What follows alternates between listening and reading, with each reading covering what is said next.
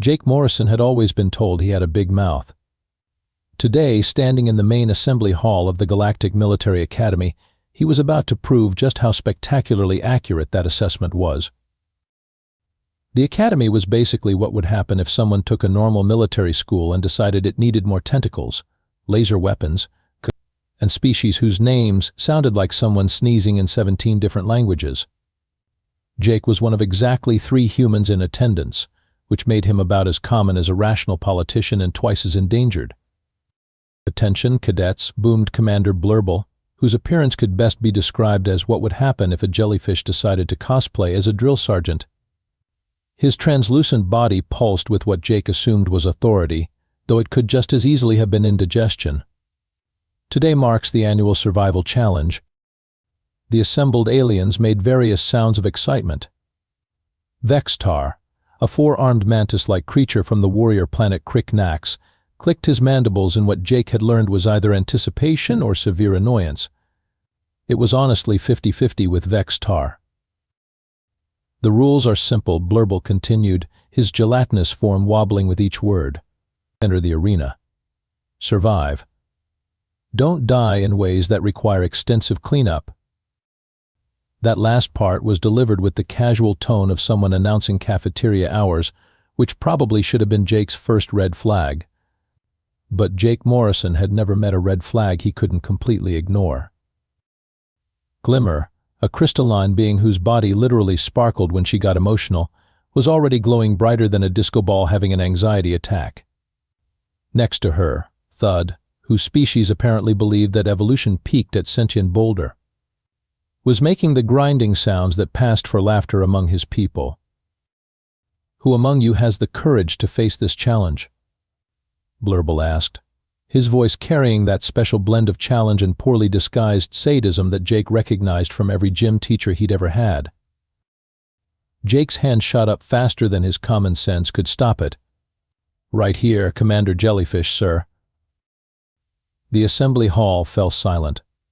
Not the good kind of silent, like when someone finally stops talking during a movie.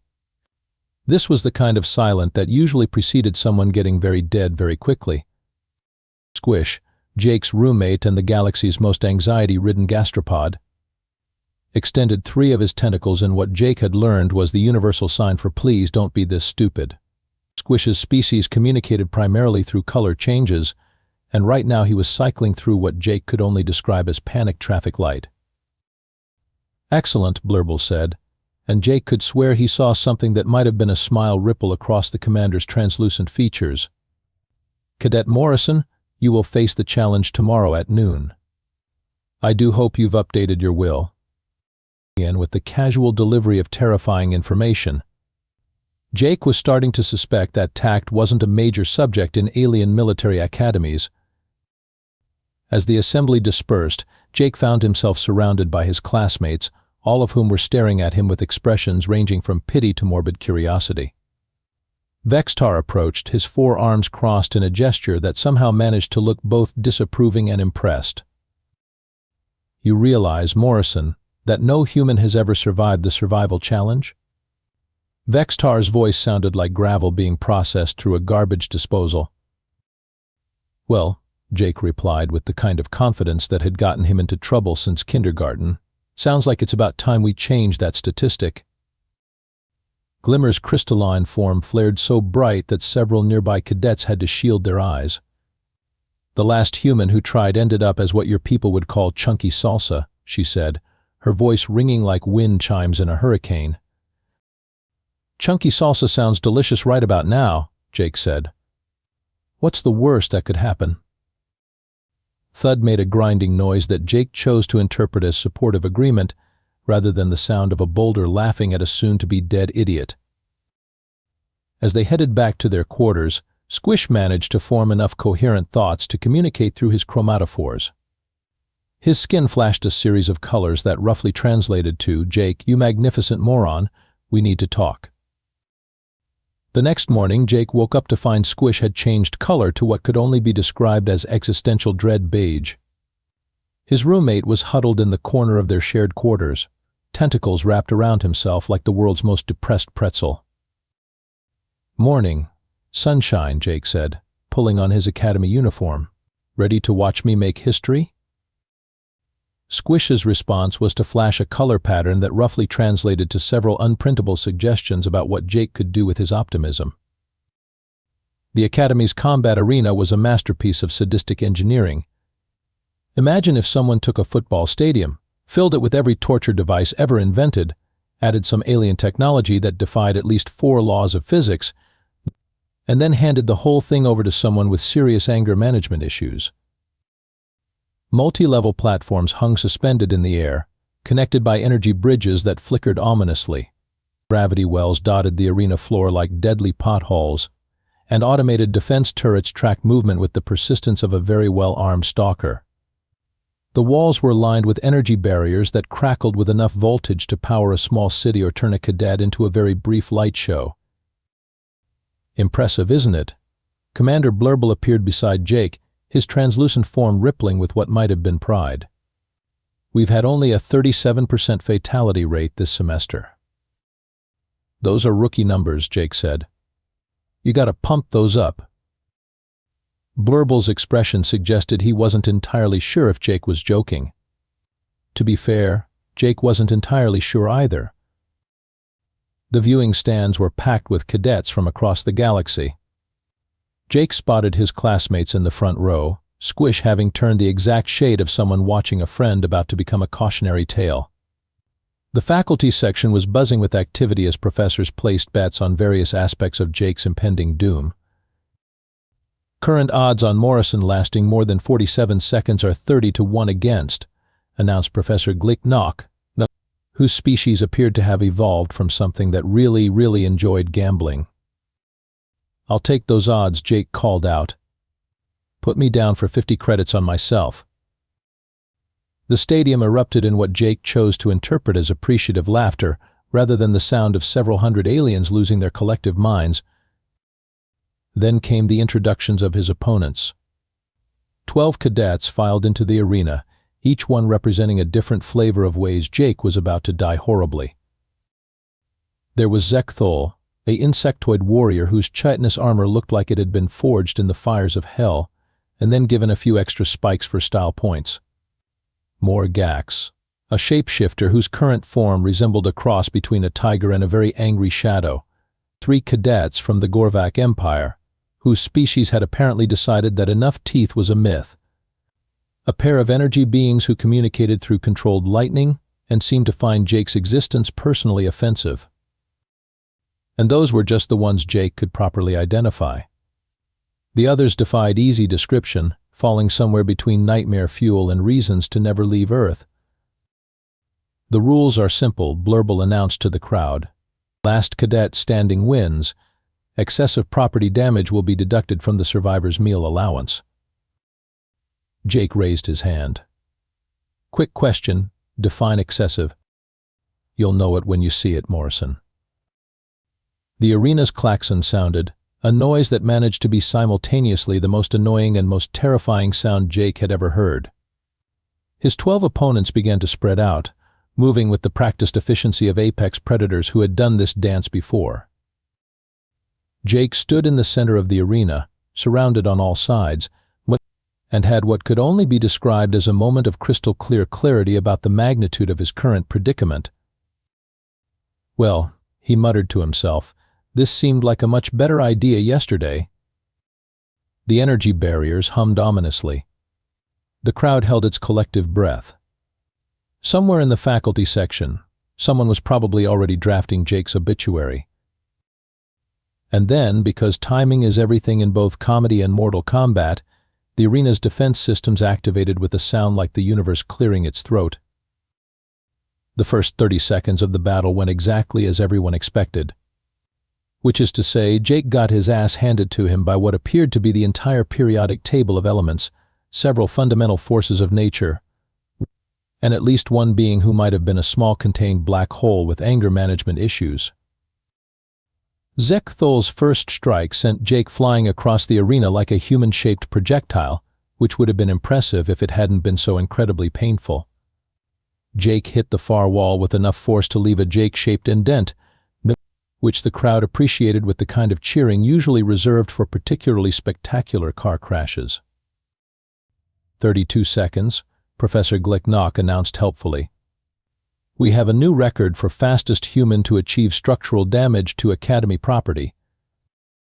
Jake peeled himself off the wall, spat out what he really hoped was his own blood, and had a moment of profound philosophical reflection about the choices that had led him to this point in his life.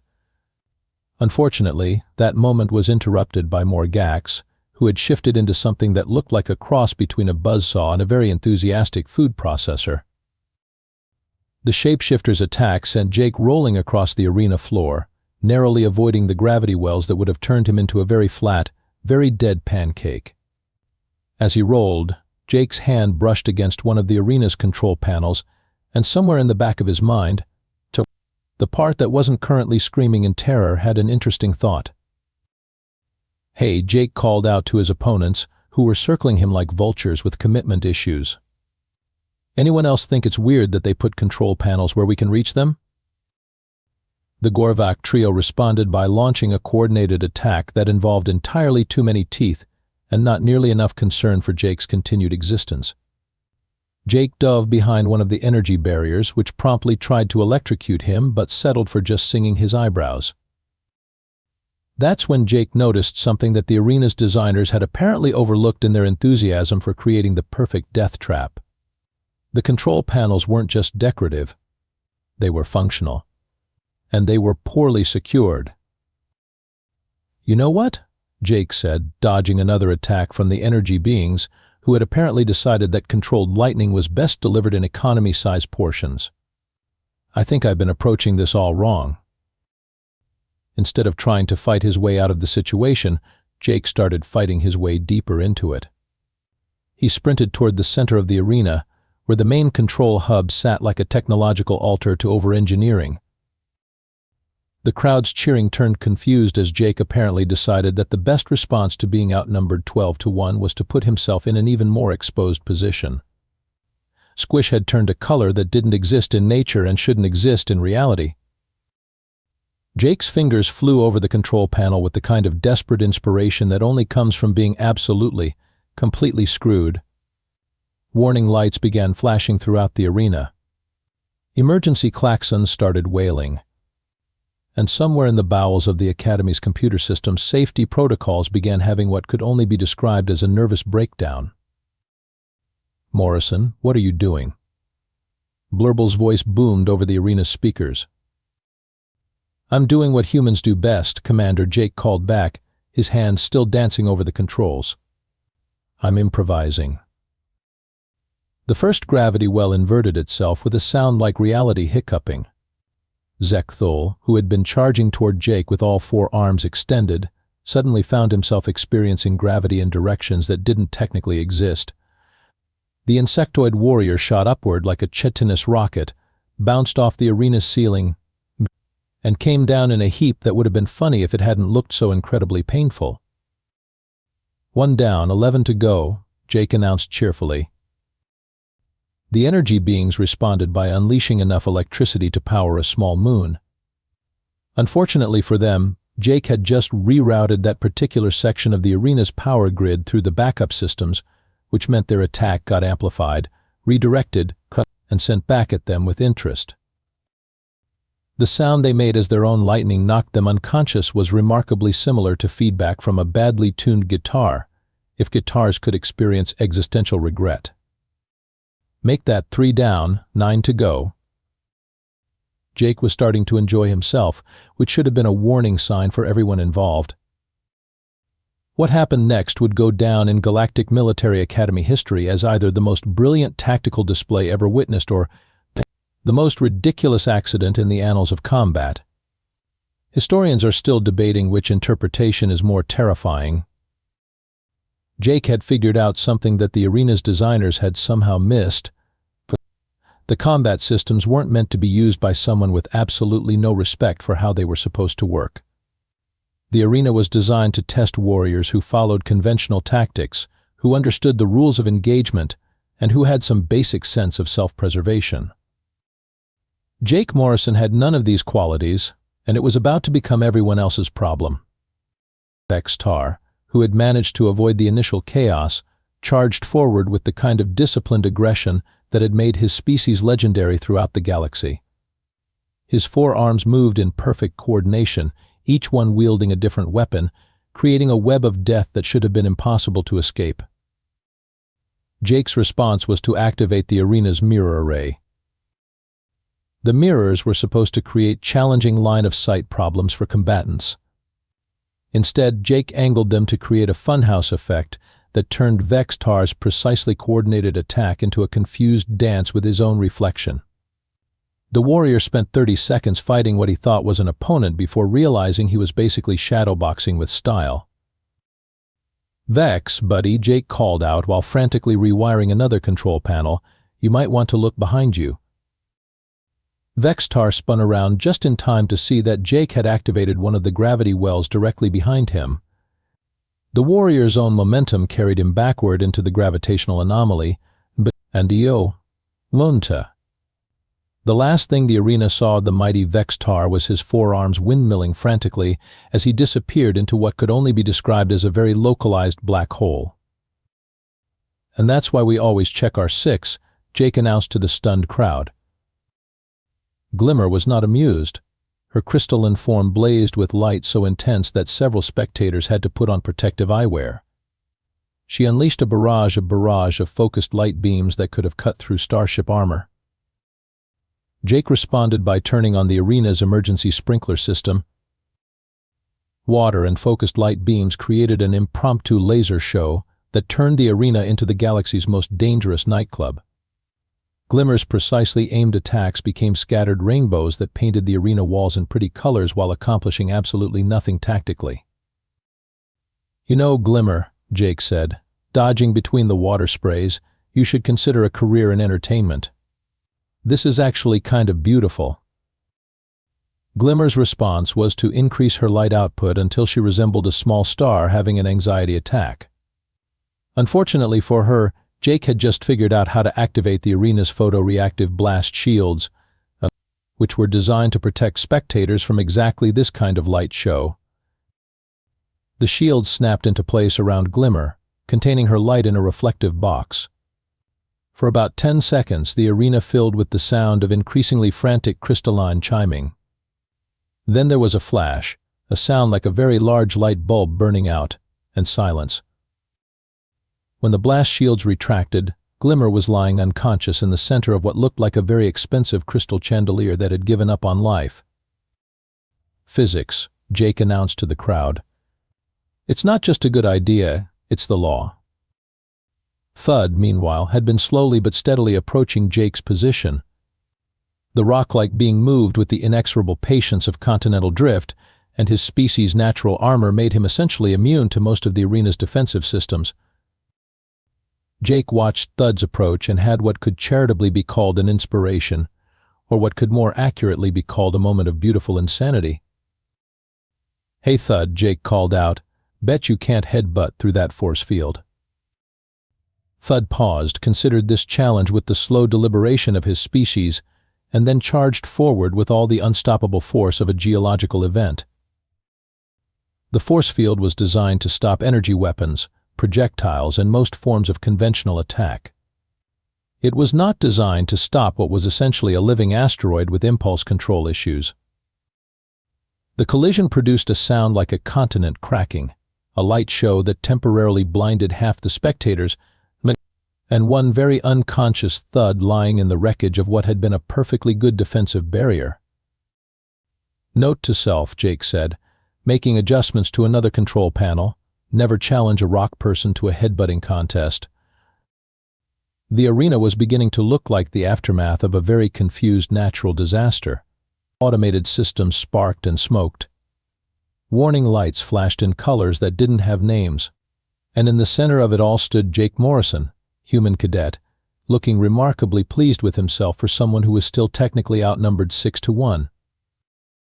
The remaining opponents looked at each other, looked at the destruction around them, looked at Jake, and came to the unanimous conclusion that conventional tactics were not going to work on whatever this human was doing. It was time to get creative, Unfortunately for them, they were about to learn that creativity was exactly the wrong approach to take with someone who had already redefined the concept of playing by the rules. The 6 remaining opponents had apparently attended the same tactical planning seminar, because they all came to the same conclusion simultaneously. If individual attacks weren't working, maybe it was time to try the everyone pile on the crazy human approach. It was not their best decision. Jake watched them coordinate their final assault and felt something that was either profound tactical inspiration or the last vestiges of his sanity finally giving up and heading for the exit. Either way, it was about to get interesting. "You know what, guys?" Jake called out to his remaining opponents, who were moving into position with the practiced efficiency of a species that took warfare very seriously. "I've been thinking about this whole situation, and I've come to a startling conclusion." The arena's Omega protocol activated with a sound like the universe gargling razor blades. This was the final phase of the survival challenge, where the arena itself became an active participant in trying to kill everyone inside it.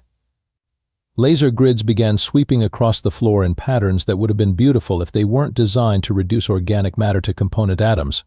Sections of the floor started disappearing into what appeared to be lava pits, because apparently the Academy's designers believed that regular pits just weren't extra enough. The walls began closing in with the slow, inexorable patience of bureaucracy, and gravity started doing things that would have made Isaac Newton weep openly. Jake's remaining opponents found themselves dealing with not just each other and the increasingly deranged human in their midst, but also an arena that was actively trying to murder everyone equally. It was the kind of tactical challenge that military academies dreamed of creating, and it was absolutely the wrong time for Jake to have what could only be described as a philosophical breakthrough. "Here's the thing," Jake continued, dodging a laser grid while casually rewiring what appeared to be the arena's life support system. "We're all in here trying to kill each other for the entertainment of a bunch of faculty members who are literally betting on which one of us dies first." One of the Gorvak warriors paused in his attempt to bite Jake's head off, an expression of confusion crossing his many-toothed features. The others slowed their attack, not because they were particularly interested in Jake's philosophical insights, but because the arena was now producing enough deadly obstacles that conversation was becoming a survival tactic. "I mean, think about it," Jake said, gesturing broadly as he activated what he hoped was the arena's emergency shutdown sequence, and was definitely not the kill everyone immediately button. "They're up there in their comfy viewing boxes, drinking whatever passes for coffee in their respective species, making jokes about how creative our deaths are going to be." The arena's computer systems were having what could only be described as a complete nervous breakdown. Warning messages were flashing in 17 different languages, most of which roughly translated to "This is not how anything is supposed to work, and please stop breaking reality." And meanwhile, we're down here in what is essentially a very elaborate torture chamber, trying to prove we're worthy of their respect by systematically destroying each other. The energy beings had reformed themselves enough to start paying attention to Jake's impromptu speech. The Gorvak trio had stopped trying to eat everything in sight. Even the shapeshifter had settled into a form that looked vaguely interested rather than actively homicidal. "Does anyone else think this is just a little bit messed up?" Jake's question hung in the air while the arena continued its slow-motion mechanical breakdown around them. Laser grids flickered and died. The lava pit started cooling into what looked like very uncomfortable furniture. The walls stopped their inexorable advance and began making sounds that suggested they were having serious doubts about their life choices. "What exactly are you suggesting, Morrison?" asked Zefkree, one of the energy beings, whose voice sounded like controlled lightning with a philosophy degree. Jake grinned, and it was the kind of grin that usually preceded either brilliant insight or spectacular disaster. "I'm suggesting we stop fighting each other and start fighting the real problem." He gestured toward the faculty viewing section, where Commander Blurble and Sci. The other instructors were frantically trying to restart their broken arena, while simultaneously calculating the betting pool payouts for a scenario that wasn't supposed to be possible. "Ladies, gentlemen, and assorted non-binary entities of various species," Jake announced, his voice carrying clearly through the arena's somehow still functional speaker system. "I propose we work together to do something that's never been done in the history of this academy." The remaining combatants looked at each other, then at the increasingly frantic faculty, then back at Jake. "What did you have in mind?" asked Morgax, who had shifted into a form that looked curious rather than deadly. Jake's grin widened. "I was thinking we could try not being entertainment." What happened next would be remembered as either the greatest act of rebellion in the Academy's history or the most successful group therapy session ever conducted in a combat arena. Possibly both. Within minutes, Jake and his former opponents had systematically dismantled every remaining active system in the arena. Not through violence or destruction, but through the kind of collaborative problem-solving that would have made their instructors proud if it hadn't been so thoroughly terrifying from a disciplinary standpoint. The Gorvak trio, whose species had apparently invented engineering before they invented warfare, proved remarkably adept at rewiring the arena's power systems. The energy beings served as living diagnostic tools, identifying which circuits were still active.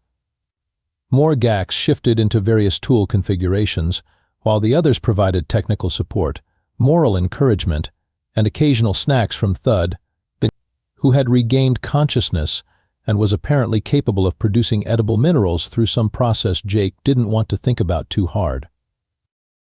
Within 30 minutes, the arena had been transformed from a deadly obstacle course into what could best be described as the galaxy's most over-engineered group study area. The former laser grids now provided mood lighting. The gravity wells had been converted into comfortable seating arrangements.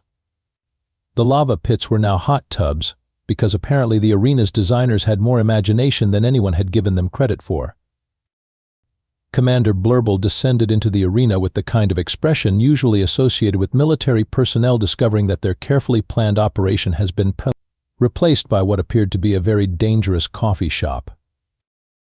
"Cadet Morrison," Blurble said, his gelatinous form quivering with what might have been rage or possibly just confusion. "What exactly do you think you've accomplished here?" Jake looked around at his former opponents, who were now engaged in what appeared to be a very animated discussion about comparative military tactics over some of Thud's mineral snacks. The arena hummed quietly in the background, its systems running more efficiently than they had in years. "Well, Commander," Jake said, "I'd say we've successfully completed the survival challenge." "By what possible definition?" "We survived. All of us. Together. And we learned something about teamwork, creative problem-solving, and the dangers of unquestioned authority." Jake paused thoughtfully. "Also, we fixed your arena. It's running at about 300% efficiency now, and I'm pretty sure we've reduced the operational costs by at least 40%. Blurble's expression suggested he was having serious doubts about his career choices. Around the arena, faculty members were frantically trying to calculate betting payouts for a scenario that their actuarial tables insisted was mathematically impossible. The challenge was designed to test individual combat prowess, Blurble said weakly. "Yeah, about that," Jake replied.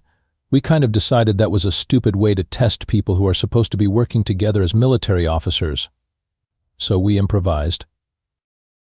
Squish had managed to make his way down to the arena floor and was currently the color of someone who had just watched his roommate accidentally reinvent military education. His chromatophores were cycling through what Jake was learning to recognize as proud but terrified. "So what happens now?" asked Zeph Cry, whose energy form was currently manifesting as something that looked like a very relaxed lightning storm. Jake looked up at the viewing stands, where hundreds of cadets were staring down at the arena with expressions ranging from awe to confusion to what appeared to be genuine inspiration. In the faculty section, several instructors appeared to be having what could charitably be called heated philosophical discussions about the nature of military education. "Now," Jake said, "I guess we find out if the Academy is more interested in training warriors or training soldiers." Commander Blurble made a sound that could have been a sigh, a growl, or possibly the noise a jellyfish makes when it's reconsidering its life choices. Morrison, This is the most irregular conclusion to a survival challenge in the Academy's history. Sir, with respect, that sounds like a you problem. The arena fell silent. In the viewing stands, cadets held their breath. Faculty members paused their frantic calculations. Even the arena's newly optimized system seemed to quiet down to listen.